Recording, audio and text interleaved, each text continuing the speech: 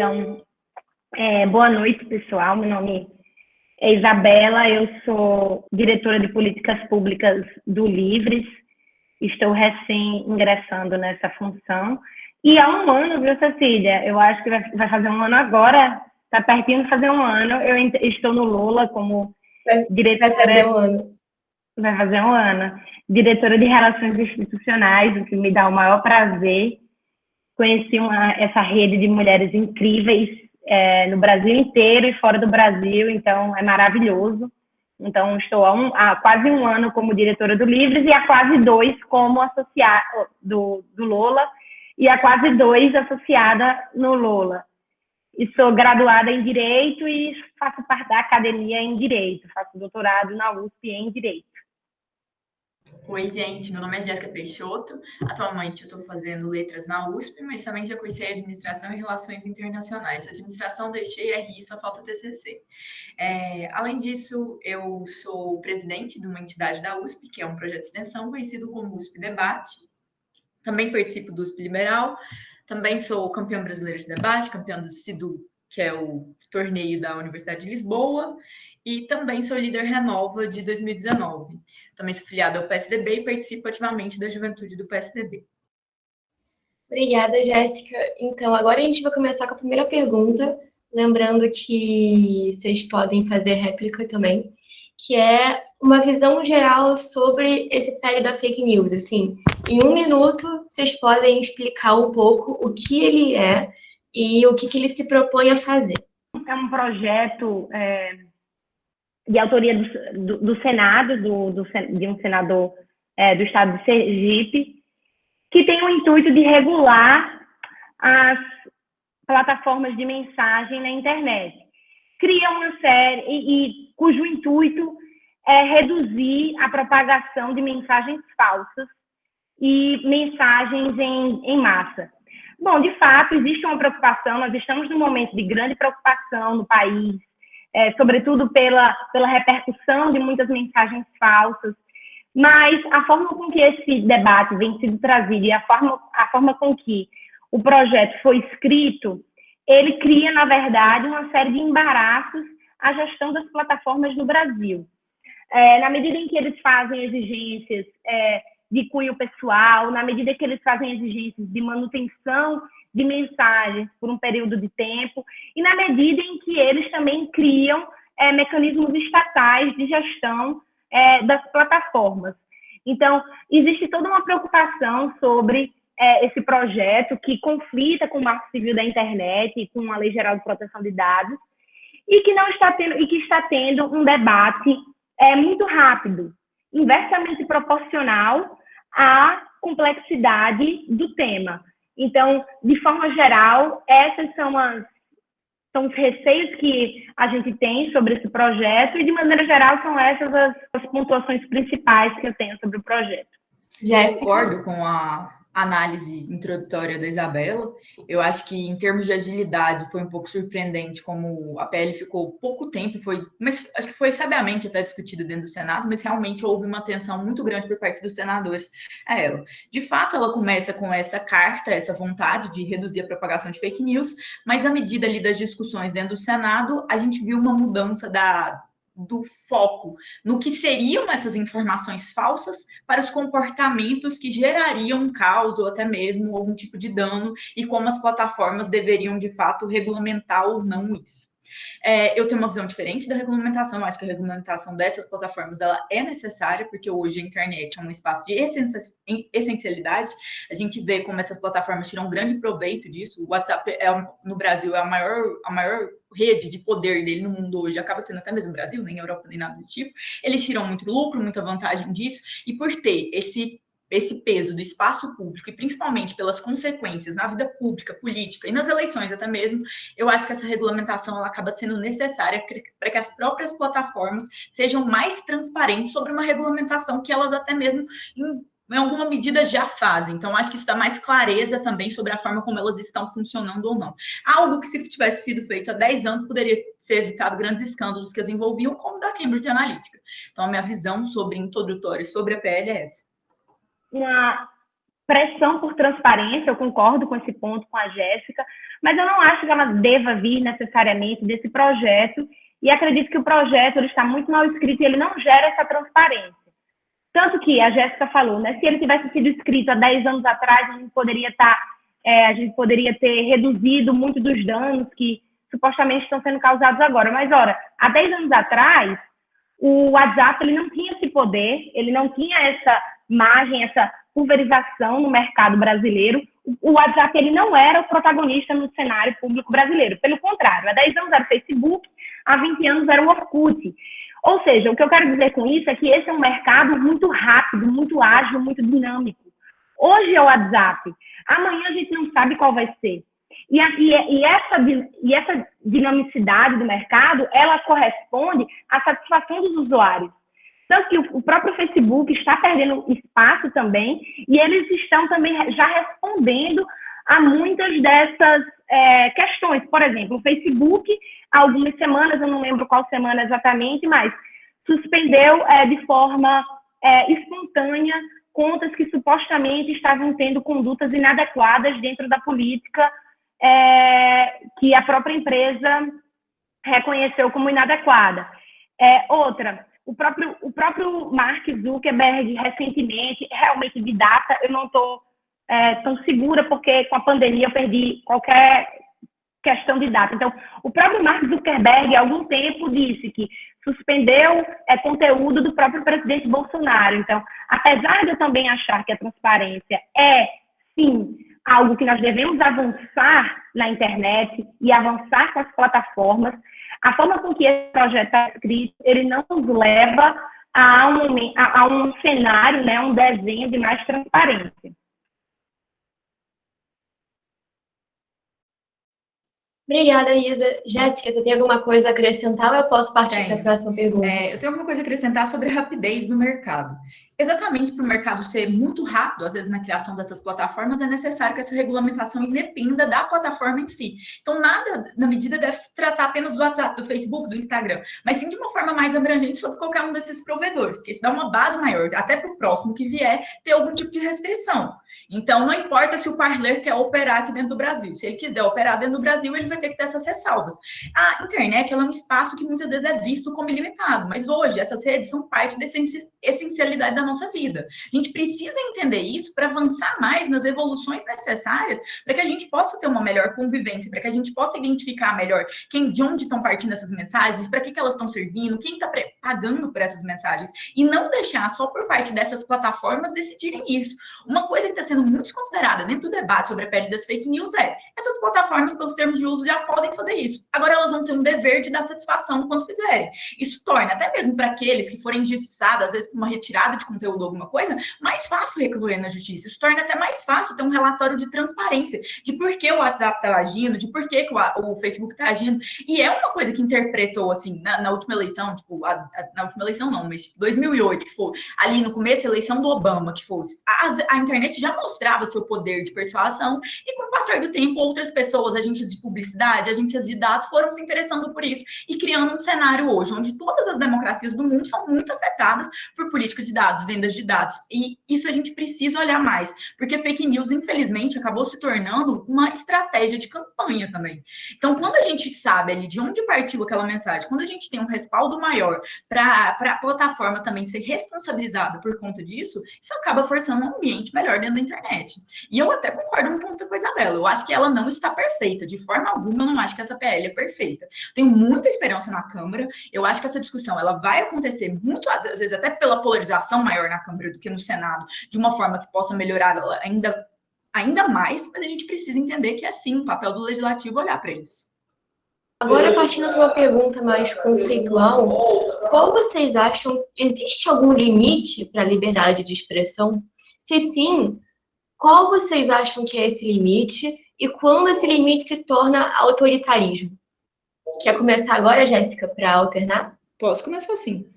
Então, eu acredito que para você falar algo, a gente não deve previamente estabelecer um limite, que foi basicamente, às vezes, até o que o Alexandre de Moraes tentou fazer. E se eu sou contra, eu não acho que a gente tem que ter esse limite prévio.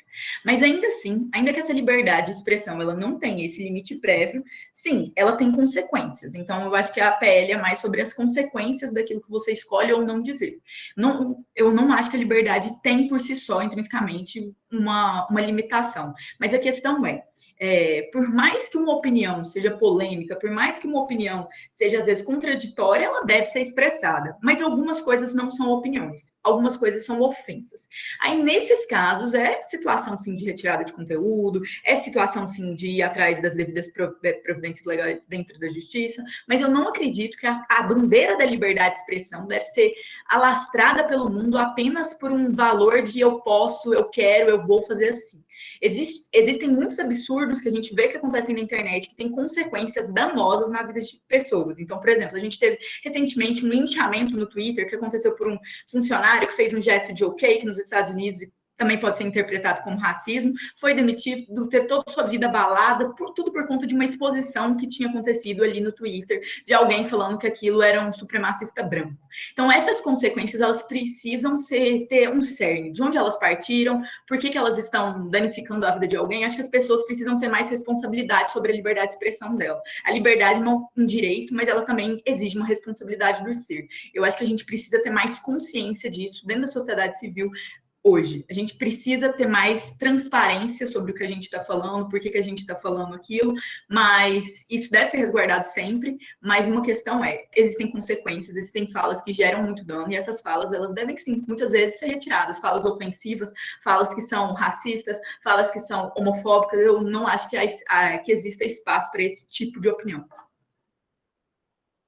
Isa? Bom, eu concordo em alguns aspectos com a Jéssica, e eu vou enumerar quais são os aspectos. Sobretudo com relação à pré-vialidade, né? A gente não pode, autoritarismo sim, coibir a liberdade de expressão de maneira prévia. E esse projeto, ele faz isso de maneira prévia, porque ele enumera o que são condutas autênticas e o que são contas autênticas e o que são contas inautênticas de forma prévia. A liberdade de expressão, ela existe para ser sobretudo e inclusive para as opiniões que a gente não gosta e para as opiniões que a gente discorda. E a gente não tem como saber previamente o que é que vai ser dito por alguém e o que é que vai ser uma conta autêntica ou uma conta inautêntica. Então, de maneira prévia, Cecília, respondendo a sua pergunta, não há limite para a liberdade de expressão. Porque a gente não sabe o que é que vai vir daquela ideia, como é que as pessoas vão se expressar e qual é o conteúdo do que as pessoas vão trazer. Até porque se a gente faz isso de maneira prévia, a gente tem uma certeza prévia, uma verdade prévia. E quem é que determina previamente o que é verdade, o que não é, o que é autêntico e o que não é? Então, na medida em que esse projeto coloca quais seriam contas autênticas e contas inautênticas, há uma supressão prévia de liberdade de expressão, porque coloca embaraços para que os indivíduos livremente, de boa fé, determinem as suas condutas nas redes. E aí, segundo ponto, eu concordo com a Jéssica, na medida em que essa liberdade, ela não vem descolada de responsabilidade. Não, muito ao contrário. A liberdade, ela anda lado a lado com a responsabilidade. E a própria Constituição brasileira, ela determina, ela coloca vários limites à liberdade de expressão. Uma delas é o racismo. Condutas racistas, além de serem, elas não prescrevem, né? São imprescritíveis e elas limitam a liberdade de expressão. Então, a própria Constituição, ela já limita. A Constituição, ela também limita na medida em que é constitucional que você fazendo um dano a alguém, moral, as pessoas elas têm o direito de responder a esse dano. Então, tanto em nível civil como em nível penal, nós já temos mecanismos no nosso ordenamento para punir essas medidas. Então, no que eu concordo com a Jéssica? Sim, a gente tem que criar mecanismos de perseguir mensagens depois de estabelecidas que elas são criminosas e que elas são falsas. E não fazer como o projeto faz, de requerer que, previamente, a gente determine o que é uma conduta autêntica e o que é uma conduta inautêntica, e de manter, dentro de um ambiente de inocência e de boa-fé, mensagens enviadas por até 3 meses. Isso é um absurdo. Então, a gente, de boa-fé, a gente vai ter que ficar mantendo, e há toda uma controvérsia sobre isso, na forma como essas manutenções de mensagens elas vão ser feitas. Eu não tenho espaço para manter minhas mensagens no meu celular, a não ser que eu compre um mais caro, eu também não tenho dinheiro para fazer isso, para manter mensagens por 3 meses no meu celular, quando eu enviá-las para mais de 15 pessoas e quando essas mensagens, de alguma forma, elas forem pulverizadas. Então, a forma com que esse projeto ele tenta dar transparência e ele tenta fazer o follow the money está equivocado. Então, respondendo a sua pergunta, Cecília, o limite para a liberdade de expressão prévio, ele não deve existir, ele é totalitário, tá? Então, respondendo a sua pergunta é isso. E aí, a segunda pergunta que você trouxe quando é totalitário, né? E aí falando que essa liberdade, ela vem acompanhada de responsabilidade. E o nosso ordenamento jurídico já faz isso. Então, na medida em que você cede essa liberdade de expressão, já existem consequências, tanto em nível civil quanto em nível criminal, e em nível até de internet, com o nosso Marco Civil da Internet e a Lei Geral de Proteção de Dados. E aí, já passo a palavra, eu vou desligar aqui o meu áudio. Jéssica, tem alguma coisa a acrescentar? Eu tenho uma coisa a acrescentar, posso? Pode. Então, eu acho que a gente precisa ver qual é o cenário que a gente tem hoje. A gente tem um cenário hoje, por exemplo, de como essas contas inautênticas, na verdade, foram utilizadas em campanhas como a saída da União Europeia, da Inglaterra da União Europeia, no Brexit. A gente tem essa narração, esse momento de como que isso de fato se fez, quais foram os meios, e muitos desses meios eram bots, eram esses robôs. A gente tem isso na Itália, com 5 estrelas, usando de mecanismos da internet, desses robôs, para endossar determinados tipos de política, para repassar determinados tipos de informação. E a gente tem isso aqui no Brasil, a gente viu isso em algumas manifestações, o próprio Twitter notificando como boa parte de hashtags tinham sido feitas por robôs, por bots. Então, eu acho que a gente precisa entender que a necessidade da liberdade, ela advém de um ser. Esse ser, ele tem que ser nomeado. Eu, Jéssica, tenho liberdade para falar o que eu quiser. Mas eu, Jéssica, querendo criar uma conta fácil com o nome de Manuela para falar algum tipo de mentira, o que é essa garantia? Por que essa liberdade da inautenticidade, ela deve ser dada se a gente tem todo um cenário de responsabilidade? O projeto fala sobre as contas autênticas, ele faz essa análise do que seriam as contas autênticas pela destreza do número, pela própria colocação na rede. Um usuário pode ter mais de uma conta da mesma forma, mas aquela conta vai ter que estar vinculada ao dado dele. A gente já vê isso acontecendo, por exemplo, no Instagram. Mas a gente também precisa entender que tem muita conta de bot que é automatizada, que vai ter que ser nomeada como automatizada, que eles vão ter que dizer que são contas automáticas. Isso é muito importante para que a gente tenha um cenário dentro da rede de mais verdade dessas pessoas simplesmente não indo ali criar uma conta falsa para falar mal de alguém, para pulverizar alguma informação que vai abalar a vida de alguém, para macular a vida dessa pessoa. E que muitas vezes, quando a gente permite um ambiente onde isso possa acontecer, a gente tem esse disparo de notícias, a gente tem esse disparo de inverdades. Então, eu acho que a autenticidade ela é muito importante, principalmente para evitar esses robôs, principalmente para a gente ter mais valor em quem está dizendo e o que está dizendo, no sentido não de, disse isso, discordo, alguma coisa desse tipo, mas até mesmo de recursos legais depois. A gente precisa nomear para achar, e mais, a questão do depois estabelecidos que a Isabela trouxe.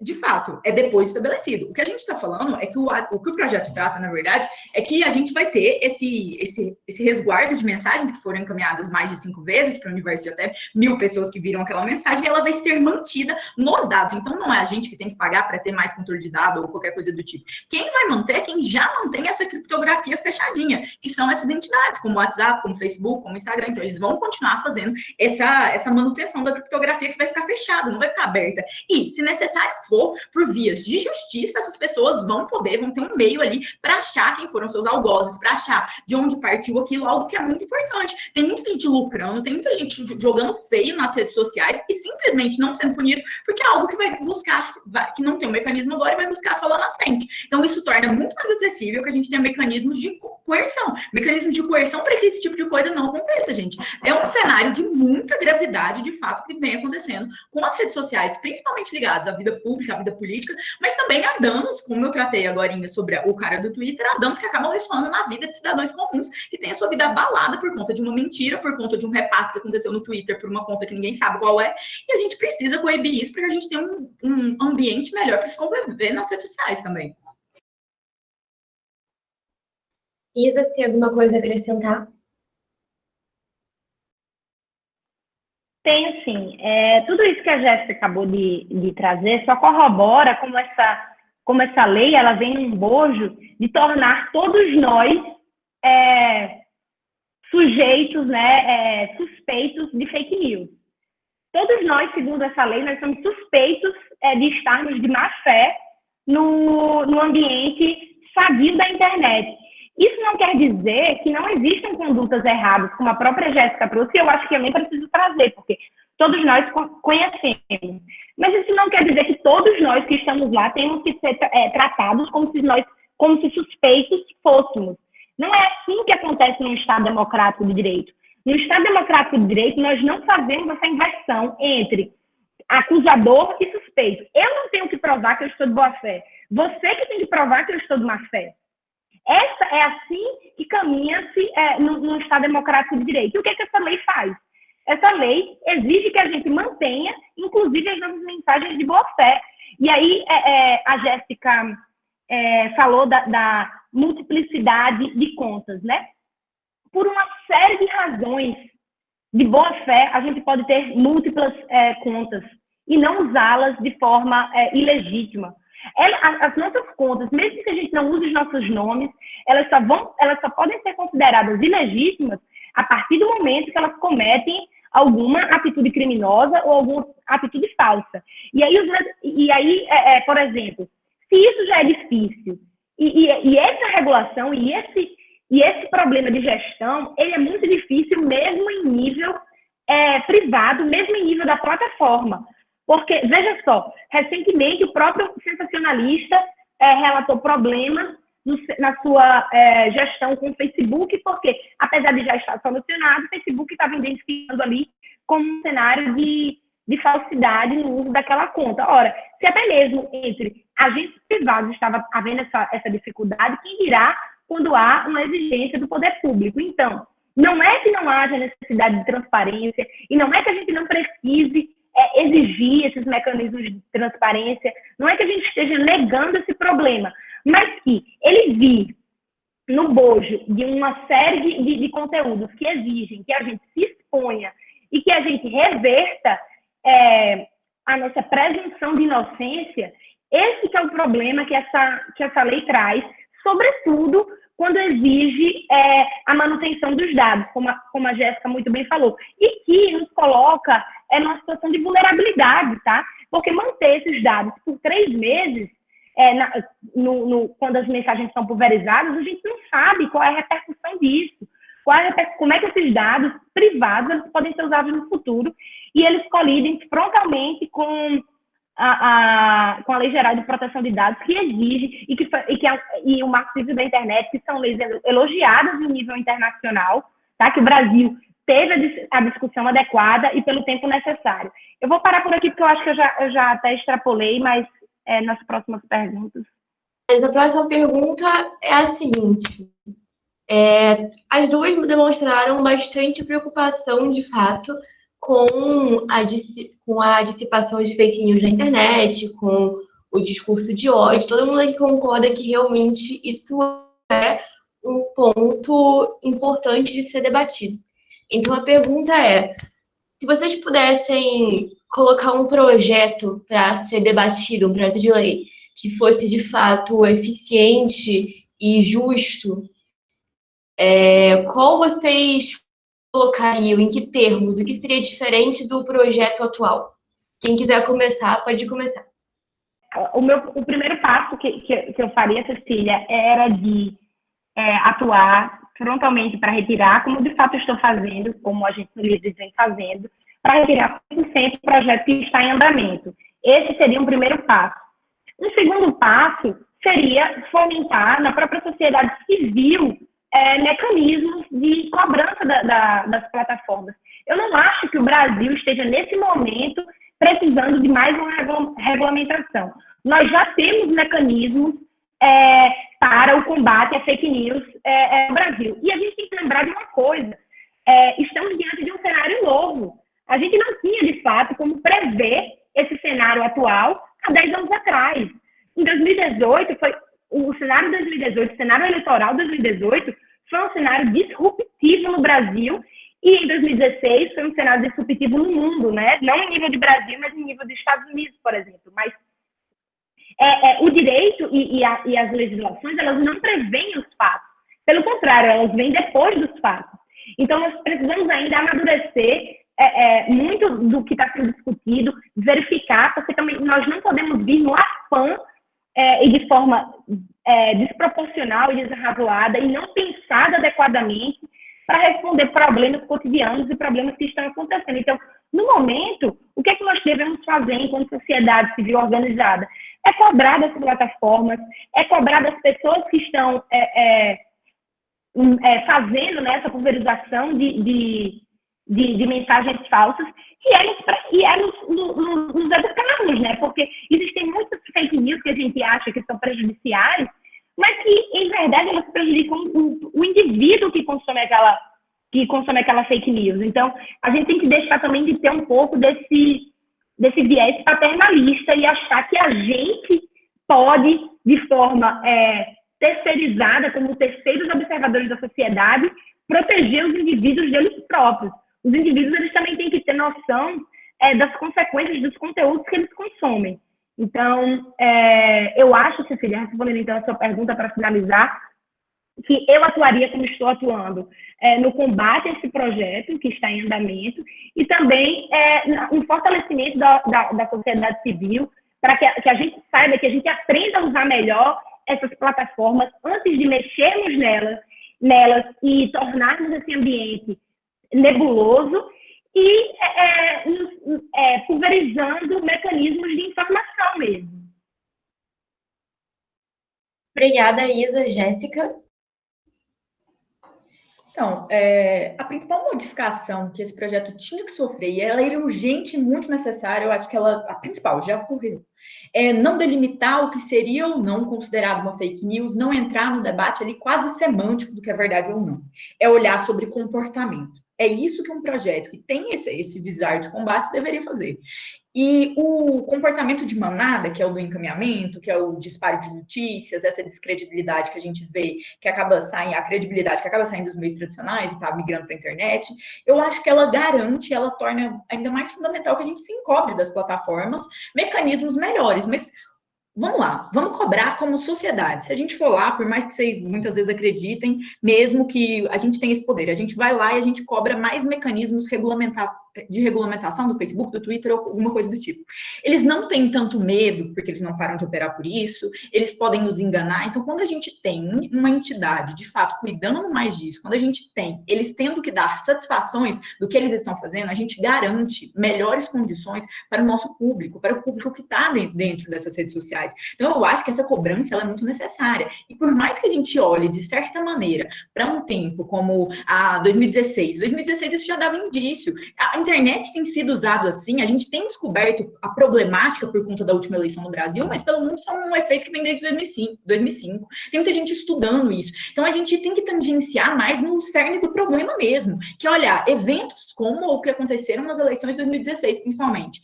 Não aqui, mas sobre o referendo do Brexit. O que eles significaram? Eles significaram a Cambridge Analytica fazendo um tipo de acordo com o Facebook não fazendo nada sobre isso, porque ele tinha um grande lucro com isso também. Porque existia uma correlação ali, que era muito maquiada. Então, a gente simplesmente ir lá e confiar no Mark Zuckerberg, escutando a sociedade, os anseios da sociedade, algo que ele disse que ia fazer pós-eleições de Donald Trump, e a gente viu o que aconteceu no Brasil em 2018, é simplesmente se enganar. Esses caras não estão ligando tanto para como a gente está funcionando, para quanto essas pessoas estão sendo afetadas. A gente precisa que o Estado crie essa regulamentação. A internet é um espaço de essencial convívio hoje.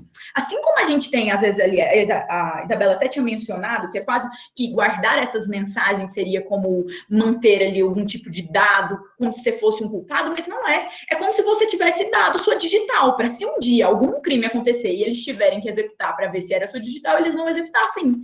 A gente precisa entender que é um cenário muito grave e que achar, gente, quem está financiando esses disparos de informações falsas, achar quem está financiando, às vezes, mensagens que não são nem políticas, mas sobre a vida privada de alguém, alguém que não gosta, alguém que simplesmente é algum tipo de inimigo na vida e financia algum tipo de ataque pessoal, dando aí adion, dando algum tipo de encaminhamento coletivo, a gente precisa saber quem são essas pessoas, porque só assim a gente melhora essa convivência. Isso é, de fato, um fato. Questões como a educação da população, elas são super necessárias e nisso eu concordo com ela demais, elas são essenciais. A gente precisa ensinar as pessoas a fazerem fact-check, a gente precisa ensinar as pessoas a não acreditarem em tudo que elas leem na internet, mas nós também precisamos entender que a gente está num cenário em que essas pessoas, elas migraram de uma rede que era mais confiável para elas, como a televisão, elas acabam acreditando muitas vezes em tudo, principalmente a população mais idosa. E mais do que isso, a gente precisa ter em vista que a educação demora e a gente tem um problema urgente no status quo. Educação é uma ótima métrica para você trabalhar em 20, 30 anos, mas agora, nesse momento, nós temos esse problema. Muitas dessas pessoas não têm sequer a noção, por falta de acesso à educação, de que aquilo não é verdade, de que aquilo é uma mentira. A gente tem que entender que essas pessoas, elas não têm culpa por não terem essa educação ou essa habilidade de ir atrás ou simplesmente confrontarem. A gente precisa cuidar para que até nesse cenário se chegue algum tipo de notificação, que a gente encontre os indivíduos que estão tirando proveito, como já tiraram proveito, financiando disparos, ou financiando campanhas difamatórias, ou financiando qualquer coisa desse tipo. Nós precisamos disso, e a forma de fazer isso é sim criando regulamentação.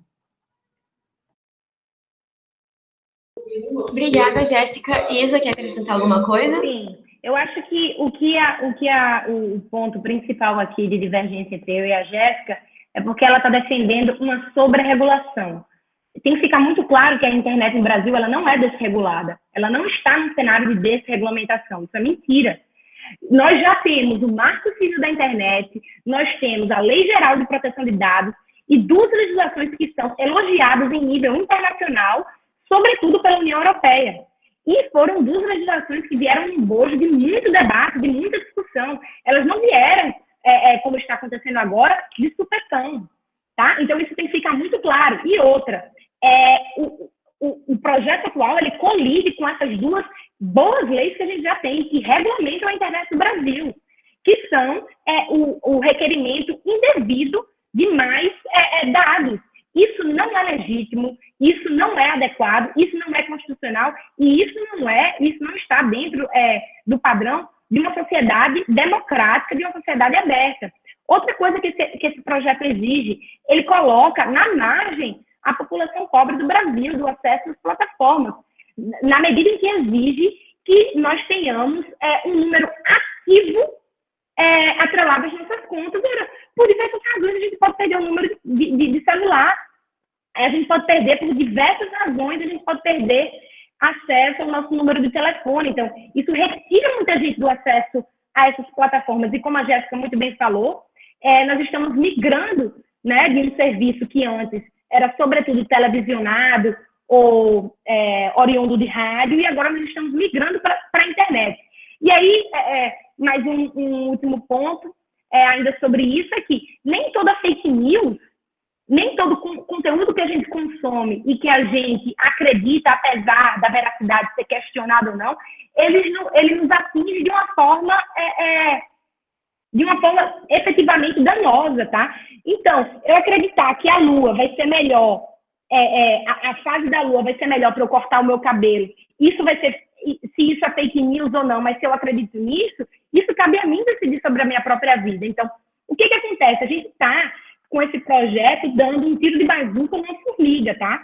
Então, o que precisa ficar claro aqui é que eu não nego os danos das fake news, a problemática envolvida com relação a dano à imagem, à transparência, porém, nós já temos mecanismos para isso, nós precisamos aprofundar nossos mecanismos para isso e usar, como a Jéssica falou, de mecanismos de longo prazo de educação, mas a gente tem que saber que esse cenário é novo é um cenário de 2 anos atrás. A gente não tem como regular e regular de uma forma tão engessada que a gente não consiga mais se mover para 5 anos para frente. De forma que a gente nos ingesse agora e a gente não consiga mais mover daqui a 10 anos, a gente não consiga progredir. A última questão aqui que eu quero fazer é a seguinte. Não sei se vocês viram, mas recentemente o Facebook colocou novas regras para campanha eleitoral nas plataformas, né? Agora a pessoa pode escolher não receber conteúdo político na timeline. Eu queria saber o que vocês acham dessa medida e se ela pode coibir em muitos aspectos a difusão de fake news. Se vocês acham que é uma medida eficiente, né, da empresa privada para coibir as fake news. Eu acho que boa parte do impacto que as fake news têm tido, e a gente tem visto muito isso a nível da forma como tem impactado as democracias, tem sido na política, isso é inegável. Então, eu acho importante isso. Mas aí a gente volta numa discussão que a gente teve aqui, um ponto de divergência. Eu concordo com a Isabela sobre... A gente tem marcos bons como Marco Civil da Internet, mas veja que essa PL, ela trabalha principalmente sobre o comportamento e sobre as próprias plataformas. Então, há uma atenção maior aqui, até mesmo por parte de relatórios, por parte de concílios de como aquilo está funcionando. Ela tem até que justificar melhor do que já nos termos de uso, por que ou não da exclusão de uma conta. Então, há uma transparência, uma cobrança maior do Facebook e do Instagram e de qualquer outra rede social ou provedor de internet desse tipo. O que é muito bom quando a gente pensa sobre essa nova política do Facebook sobre as campanhas eleitorais. Por quê? Porque a gente não tem transparência sobre como essas redes funcionam. A gente não sabe quais serão ou não os conteúdos que eles julgarão que são políticos ou não. Então, é muito mais fácil que, num cenário onde eles façam isso, a gente tem uma PL onde eles têm que dar relatórios trimestrais sobre retirada de conteúdo, ou que eles têm que dar relatórios mais claros sobre as formas de funcionamento deles, que a gente saiba quais estão sendo as escolhas e por quê. Mas eu acho importante a gente criar essa restrição também, para que as pessoas se blindem, assim, eu acho que é direito da plataforma também fazer isso, se blindem de receber esses conteúdos, as pessoas às vezes não têm esse interesse, mas em contrapartida eu tenho um pouco de medo de quando a gente não tem ninguém vendo o que o Facebook está fazendo, quais são as escolhas que ele está tomando e de que forma isso vai de fato ser transparente ou não. Então a gente precisa lembrar que a palavra transparência dentro da PL, ela significa muito. Eu acho que cobrar essas transparências desses provedores é algo que é até muito maior e também está sendo feito em outros países da União Europeia, a própria Alemanha já fez isso, lá as plataformas podem vir ou não a pagar multas altíssimas por conta de suas práticas, do tempo de resposta que elas têm, de quais são as formas de resposta. Então, eu acho que isso também significa não só a transparência do usuário em não cair ou não propagar fake news, mas a transparência das próprias plataformas que continuamente lucram muito sobre isso. Então, seria isso que eu tenho a dizer. Desculpa, nessa, eu tive dificuldade de ouvir um pouco do que a Jéssica estava falando, mas eu vou tentar responder aqui baseado no pouco que eu ouvi e no conteúdo da pergunta. Mas, com relação a essa questão eleitoral, né? Existe uma confusão no projeto, na medida em que ele transfere responsabilidades que são dos indivíduos, dos partidos, das coligações, dos mandatários, para as plataformas. O que a gente tem que lembrar é que as plataformas, elas não são produtoras de conteúdo, tá? As plataformas, elas estão unindo dois lados. As pessoas que estão unindo dois lados de diversas formas. Tanto que agora, porque ampliou o padrão de comportamento das plataformas. Antes era só para debate, né? Isso faz parte do mercado. E agora tem pessoas que vão para oferecer serviços, para fazer comércio, e agora também com a questão eleitoral. Então, a plataforma, elas são uma facilitadora. Ela não produz conteúdo. Então, em última análise, ela é a que menos tem que sofrer reparações e invasões legislativas na sua atuação. O que a gente tem que procurar são os indivíduos. Então, isso tem que ficar muito claro. A gente tem que procurar os indivíduos que estão usando e deturpando o papel das plataformas. E aí, quando a gente fala do Mark Zuckerberg ou de quem quer que seja, né? Porque hoje é o Mark Zuckerberg, amanhã a gente não sabe quem vai ser, porque amanhã ele pode estar quebrado. Assim como esteve o Orkut, o MySpace e diversas outras, o MSN, Mirk e diversas outras plataformas. A gente tem que buscar os indivíduos que estão usando de forma deturpada aquelas plataformas. E usar, sim, mecanismos de follow the money, tá? Buscar quando há uso de inadequado, inapropriado, e não transferir responsabilidades que não são das plataformas para as plataformas e gerar embaraços. Por quê? A despeito das nossas boas intenções, amanhã, né, caso essa lei venha se concretizar, pode ser que não haja mais interesse dessas plataformas em atuar no Brasil. Tá? Pode passar a ser tão oneroso, difícil e invasivo que as plataformas podem simplesmente deixar o Brasil. E aí a gente vai voltar para o Telegram, eu esqueci até o nome do negócio que usava no correio, Telegram, né? Esqueci. Mas, enfim, a gente volta para os correios e passa a usar carta. Então, a gente tem que ter cuidado com essas formas que a gente quer regulamentar a atuação dessas plataformas. Porque eu ouvi até uma metáfora esses dias de que a forma com que a gente está punindo as plataformas agora seria como punir o dono da fábrica de papel pelo que o jornal imprime no papel. Então, a gente não pode simplesmente chegar na empresa de papel e dizer bem assim, você agora vai ter que tomar cuidado com o que os jornaleiros estão escrevendo na sua folha, tá? Então, só para usar uma metáfora também sobre isso. Então, sobre o ponto da transferência de responsabilidade. Eu acho esse ponto um pouco falho, no sentido em que há responsabilidade. Se não houvesse os próprios termos de uso dessas plataformas, eles não precisavam sequer existir. Existe uma correlação ali entre o espaço que elas cedem de convivência. E mais, não vamos nos esquecer que muitas vezes essas plataformas lucram com essas fake news e essas mentiras. Vários canais no YouTube, a gente teve um levantamento recente da revista do Instituto Quest, falando exatamente sobre isso, como vários youtubers que fazem esse repasse de fake news, campanhas difamatórias aliadas, muitas vezes, do governo Bolsonaro, como eles lucram com isso e como a rentabilidade desses canais é alta. Então, isso também significa que essas plataformas, esses provedores também lucram com as mentiras, também lucram com esse repasse, e mais, eles lucram com a capacidade de engajamento que essas mentiras levam. Então, a gente simplesmente culpar os indivíduos, que são muitas vezes culpados, principalmente nesses casos de fake news, quando a gente olha só para o indivíduo e a gente não vê o mecanismo ali por trás que faz com que essas plataformas deixem isso acontecer, para que elas tenham um público muitas vezes maior, para que elas tenham conteúdos que polarizem tanto de ser super assistidos e elas possam também lucrar por anúncios com isso, a gente precisa ter essa compreensão de responsabilidade. Um ponto no que a Isabela nos fala sobre a volatilidade de não ser o Zuckerberg no futuro. Exatamente isso que garante mais ainda a necessidade dessa regulamentação das plataformas. Nós não sabemos se o TikTok é mesmo um instrumento do Estado chinês para, às vezes, de pulverizar conteúdo ou qualquer coisa desse tipo. A gente precisa ter, e aí cabe ao Estado ser ciente que está regulamentando também no sentido de transparência, para não deixarem as plataformas simplesmente agirem, fazerem o que bem entenderem, simplesmente para manutenção delas no cenário brasileiro ou qualquer coisa desse tipo, para a gente ter um controle, para a gente ter um resguardo, não só da nossa privacidade, mas para a gente ter um resguardo do que está acontecendo lá dentro. Eles têm responsabilidade, sim, eles estão lucrando muitas vezes com essas mentiras e eles precisam, sim, aceitar essa responsabilidade. Simplesmente acho infundado o caso das plataformas saírem do Brasil. Vamos lá, o maior lucro do WhatsApp no mundo hoje é com o WhatsApp no Brasil. A gente vê que o WhatsApp na Europa nem é usado, eles preferem o Messenger, que também é deles, também dá muito lucro. Então a gente precisa entender que se o Estado cobrar, eles não vão simplesmente parar de dar esse acesso, principalmente que nós somos uma nação continental com um público absurdo que consome a internet. Então a gente precisa entender isso. E mais, sobre o jornal, a analogia do jornal, o que o jornaleiro vai vender ali. Não é bem isso.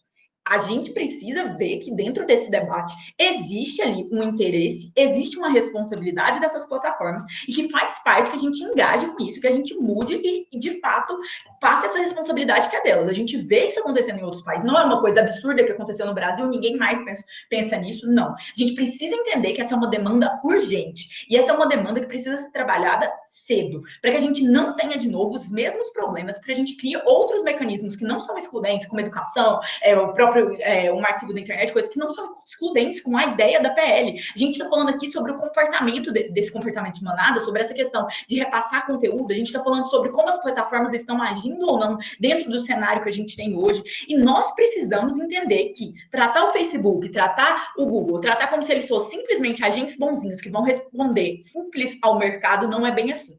Uma plataforma nunca teve tanto poder no mundo quanto o Facebook tem. O Orkut não chegou nem perto. O poder que ele tem é gigante. A gente vê o Parler, que agora está tentando bater liberdade de expressão, liberdade de expressão, liberdade de expressão. Certo, o Parler não está tendo a mínima habilidade de competir, tanto em termos tecnológicos quanto em termos de desenvolvimento e atração de gente, com o Facebook. O Zuckerberg realmente criou uma rede com muita força, a gente vê isso, e a gente sabe que não é simplesmente uma hora para outra que isso vai cair, mas mesmo se caia, no nosso cenário a gente tem cada vez mais outras redes surgindo, tudo bem, essas redes também vão estar sujeitas a esse tipo de regulamentação. Nós não vamos depender que elas sejam geridas ou que os donos sejam bonzinhos e queiram o melhor para o povo. Isso é muito mais eficiente. Isa, tem alguma coisa a acrescentar? Eu tenho alguns pontos, eu anotei aqui alguns pontos sobre o que a Jéssica falou. Sobretudo com relação ao TikTok, né?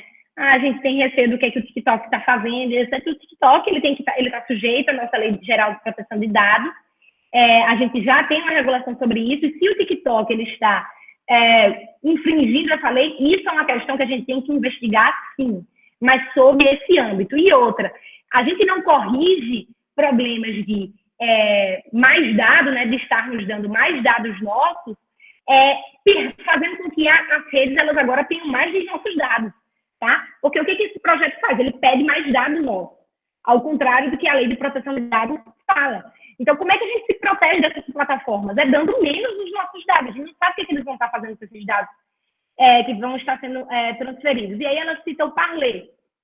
O Parler está tendo dificuldade. Claro, o Parler não tem nem 2 meses. O Parler acabou de começar. Então, ele vai enfrentar todas essas dificuldades. E outra, o WhatsApp ele pode estar fortalecido agora aqui no Brasil justamente pelo ambiente que ele tem e que ele já se adaptou muito, ele já limita a quantidade de mensagem, ele já está se adaptando a essa questão do mercado brasileiro. Por quê? O mercado brasileiro é diferente de vários outros lugares, de fato. Uma regulação que aqui faça sentido, na Europa e nos Estados Unidos não vai fazer sentido. E aí ela fala também que eles lucram muito em cima dessas mensagens, sim, da mesma forma que, como até uma pessoa que falou, uma pessoa que vende faca também lucra em cima das facas e não é responsável se as pessoas estão usando aquelas facas para matar as pessoas. Então, a gente tem que saber diferenciar esses níveis de responsabilização. Então, era isso que eu queria falar ainda sobre isso. Obrigada, Isa. Vou começar aqui a ler, então, as perguntas do chat. A Dalila perguntou: há uma divergência entre o PL e o Marco Civil da internet ou podem ser vistos mais como complementares? A diferença em termos assim, legais, a diferença que eu vejo mesmo é sobre o que eles estão tentando ou não resguardar. O PL das fake news ele é mais sobre o comportamento e sobre as plataformas, é mais sobre um macro, eu até diria isso.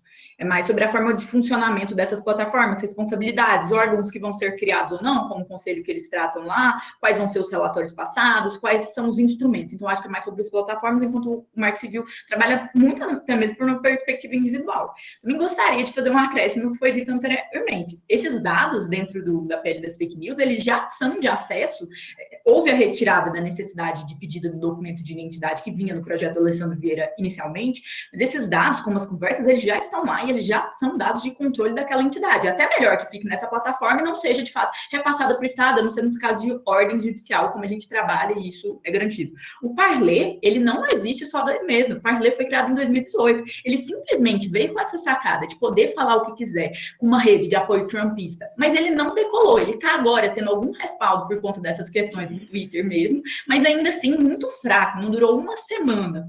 E mais, sobre o Facebook criar regulamentações para as casas países. Eu acho isso uma análise muito boa da Isabela. Eu acho que realmente é necessário que isso aconteça. Assim como leis como o Marco Civil, a lei dos dados também, elas são necessariamente diferentes para os demais países, até porque as discussões que acontecem no legislativo desse país são diferentes. É necessário que isso aconteça também dentro do Facebook, que eles tenham essa autonomia. Mas nós precisamos entender que o que está fazendo também o Facebook, o Twitter, ter uma impressão maior e um engajamento maior com essas mudanças para barrar isso, é o próprio poder de mobilização legal que está acontecendo em torno disso. Outros países também estão criando essas restrições, também estão criando esses mecanismos, então eles estão dando essas respostas pelo mundo como essa garantia. Mas a gente já via isso acontecendo, por exemplo, na eleição de 2016. O Zuckerberg já tinha prometido que não ia gerar isso, que ele ia ter até em 2018, no começo do ano, ele falou que ia ter uma atenção maior ao Brasil. tudo. A gente não pode simplesmente acreditar no que a gente escuta do dono do Facebook. A gente precisa ter mecanismos mais sólidos. Por que mecanismos mais sólidos? Acabam sendo mais transparentes, eles acabam sendo um recurso melhor para a gente poder cobrar. Isa?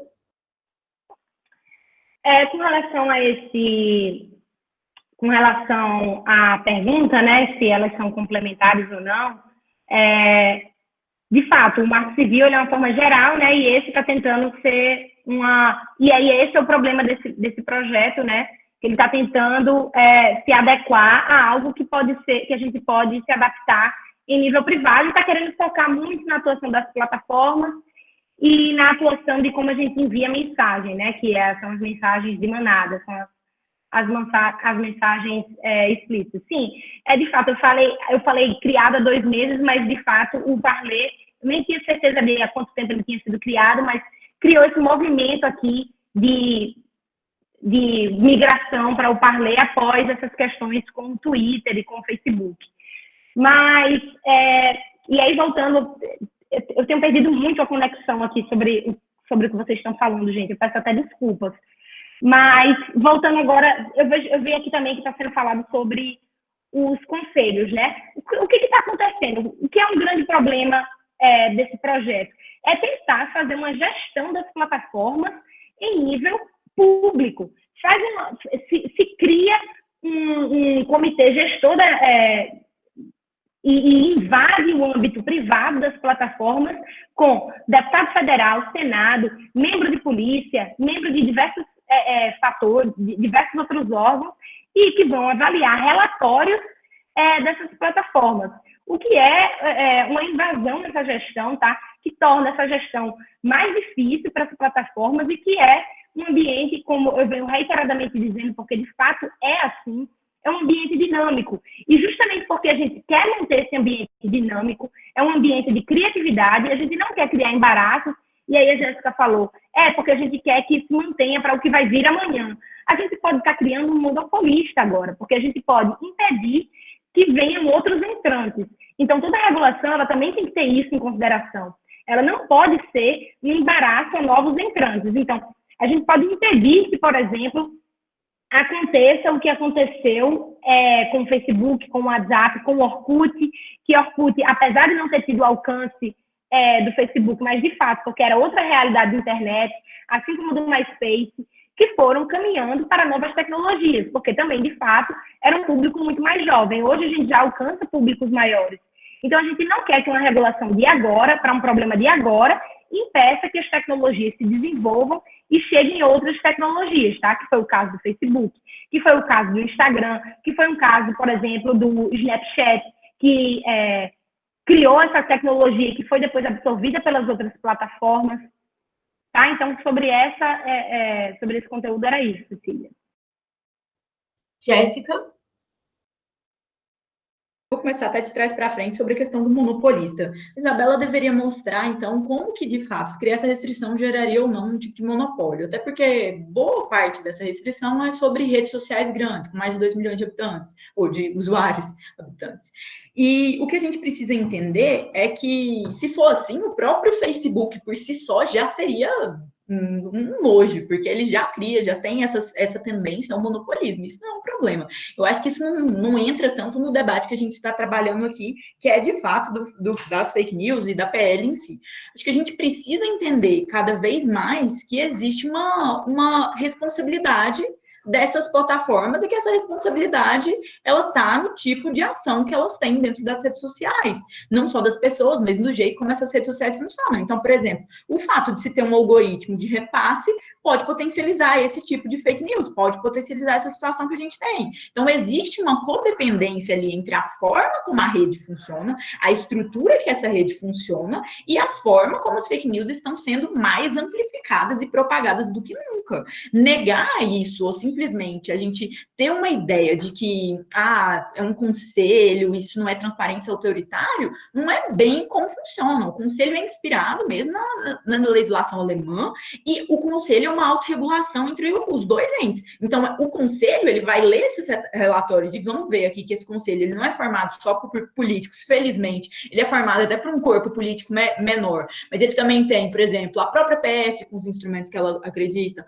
A gente tem também, se eu não me engano, a diretora de comunicação também, a gente tem Senado, a gente tem Câmara, a gente tem competências técnicas, tipo, três lugares para as competências, as mais variadas competências técnicas que tangem esse assunto e a internet. E esse conselho vai ler um relatório e sugerir um tipo de ação ali. Também, hoje, o Facebook, o Instagram, o Google, eles já fazem essa regulamentação. Então, eles vão ter que explicar como, quem, de que forma, é no Brasil, não é no Brasil, como que está acontecendo. Então, são explicações necessárias até para isso. Quando a gente simplesmente vê e fala assim, deixa as plataformas fazer o delas, é basicamente como se a gente voltasse para um estado absolutista, onde o rei decidia tudo, não tinha constituição, nada barrava ele. O rei criava ali os termos de uso e vamos lá. Se o rei não quer criar uma regulamentação, se o rei quer simplesmente excluir uma conta sem dar uma justificativa de porquê, vamos deixar. A gente tem falado muito na PL das fake news como uma inimiga da liberdade, mas a gente precisa entender que quando a gente não olha para esses entes, para essas plataformas, e a gente não olha para o dano que elas podem causar,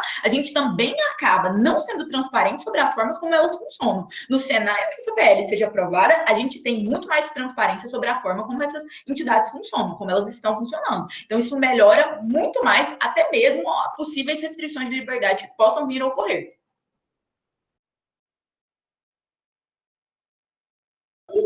Isa, você tem alguma coisa a acrescentar? Sim, só para finalizar aquela pergunta da questão do monopolistas, né? O monopólio ele é criado na medida em que são incentivadas barreiras a novos entrantes, ou então a permanência de pequenos, de quem está em declínio. Ora, com a criação dessa, ela colocou o número de usuários por plataforma para se enquadrar nessa lei. Eu realmente não lembro aqui agora. Mas, na medida em que elas não se adaptem a isso, muitas plataformas podem diminuir de atuação em virtude disso, e nós podemos ter uma única plataforma e impedir que pequenas entrem nesse cenário, porque elas vão estar tão fortes que vai ser difícil que as pequenas elas consigam subir e competir com essas plataformas como o Facebook. Então, essa é uma questão realmente de permanência em mercado e de novos entrantes e de crescimento e, às vezes, de permanência, tá? Então, é assim que acontece com relação à capacidade de monopólio que seria facilitado com essa legislação. E, de novo, mais uma vez, não se trata de... A internet não está desregulada no Brasil. Nós não estamos num cenário em que nós não temos regulação e nós estamos muito longe de... sem essa legislação, estarmos num estado absolutista. Ao contrário, nós temos uma Constituição, nós temos legislação específica para a internet, nós temos Código Civil, nós temos Código Penal. E não é qualquer tipo e essa, certamente, esse não é o projeto que vai nos garantir transparência por todas essas questões. E esse conselho, eu até abri aqui a lei, formado por representantes do Senado, da Câmara, CNJ, Ministério Público, Comitê Gestor de Internet, 5 membros da sociedade civil e uma série de outros membros aqui, Departamento de Polícia, Agência Nacional de Telecomunicações, nos coloca mais uma vez inverte mais uma vez a lógica do Estado Democrático de Direito. Nos deixa como suspeitos de fake news, em vez de nos colocar num ambiente de liberdade de expressão e de boa-fé. Bom, gente, a outra pergunta que tinha era também sobre o conselho, então eu acho que vocês já tangenciaram ela. A gente está chegando aqui ao final do debate, eu vou deixar que vocês concluam, né, façam uma finalização aí de mais 1 minuto, e aí depois a gente vai terminar. Muito obrigada pela presença de todos e todas, e foi um debate muito engrandecedor. Vocês podem agora fazer a conclusão de vocês. Quem quiser começar, pode começar. Eu posso começar, que eu acho que a Jéssica ela começou mais vezes que eu, né? Nessa última vez, então, para deixar ela com a última palavra, então, vou fazer isso. Dentro desse 1 minuto, eu quero dizer que nós já regulamos a internet no Brasil, nós já temos 2 legislações muito boas no Brasil, a Lei Geral de Proteção de Dados e o Marco Civil da Internet, elogiados internacionalmente. Fake news é um problema, sim, mas que nós devemos resolver não em vias de engessar o funcionamento das plataformas do Brasil e tolher de forma prévia a manifestação livre e espontânea e de boa-fé de usuários. Nós devemos, sim, combater esses usuários de má-fé e puni-los dentro da legislação que já existe. E como nós somos, né, no Livres e no Lula, membros aqui da sociedade civil ativa, né, cobrar das plataformas, atuar da forma que, dentro dos mecanismos que a sociedade civil nos oferece, para punir e diminuir, né, prevenir a propagação de fake news. Existe, sim, uma preocupação legítima com relação a isso no Brasil, sobretudo em ano eleitoral em que nós estamos, mas isso não é e não deve ser justificativa para tolher nossa liberdade e exigir mais dados ainda de nossa parte, enquanto indivíduos, para plataformas e para o governo. Então, essa é a minha mensagem final. Jéssica? Então, eu gostaria de ressaltar um princípio que eu acho muito importante e um autor que eu acho muito importante para os liberais, o Mill. O Mill, ele foi um ávido defensor da liberdade, mas ele fez uma ressalva sobre a liberdade, o princípio do dano. Esse era o momento em que o Estado deveria ser o agente para agir. Porque a partir do momento em que algo está gerando dano a outras pessoas, ou até mesmo a nossa comunidade, a nossa sociedade, nós precisamos, e aí cabe ao Estado ter essa referência e ser a voz ali de defesa.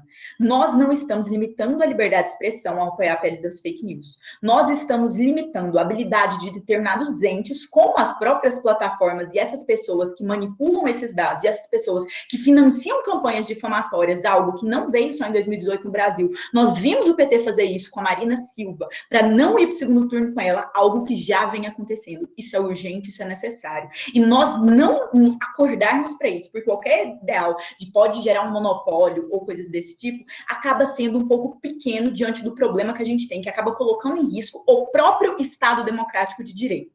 Porque a partir do momento que nós permitimos que essas contas falsas, esses robôs, essas difamações, elas cresçam e elas criam um cenário cada vez mais danoso de mentira, onde as pessoas acreditando nessas mentiras tomam determinadas escolhas dentro das democracias, nós causamos mais dano. Essa lei, ela fala sobre plataformas com 2 milhões de usuários. Isso é muita coisa. Não é a pequena plataforma que está crescendo, vai ter que ter um centro de gerência no Brasil. Não, nós estamos falando dos grandes. Hoje o Facebook provavelmente tem o poder de um Estado. O Facebook é forte, ele tem poder de influenciar, de manipular. Quando a gente cria um conselho de vários membros dentro da nossa sociedade, um conselho que vai ler relatórios, não falar Facebook faz isso, faz aquilo, senão nós vamos te fechar. Não, nós damos mais transparência para o sistema. Nós não permitimos o autoritarismo das próprias plataformas e nós forçamos com que eles coíbam e não lucrem, como vem acontecendo com essas mentiras e com esses descréditos das redes que a gente tem visto. Então, a gente está ajudando o sistema a crescer. Muitos falou aqui nesse debate sobre que não era o momento, sobre que a gente não sabia disso há 10 anos. Então, é melhor que a gente descubra agora e que a gente acorde para esse problema agora, do que a gente esperar mais uma eleição, ou mais 2 eleições e ter ainda mais dano causado por isso. Quanto mais rápido a gente tomar providência, menor é o risco que a nossa democracia sofre. Muito obrigada. Bom, gente, a gente está chegando aqui ao fim de mais um debate, mais um webinar do Lula. A gente vai disponibilizar todo esse debate no YouTube e vamos postar agora uma fotinho do evento. É isso, muito obrigada a todas que participaram e parabéns às debatedoras aí pela participação. Beijo. Obrigada, gente. Obrigada, Jéssica, e um beijo para todo mundo. Adorei, gente. Muito obrigada mesmo. E muito obrigada pelo convite, a Dalila, que me fez o convite, ao Lola, ao USP Liberal. Muito obrigada.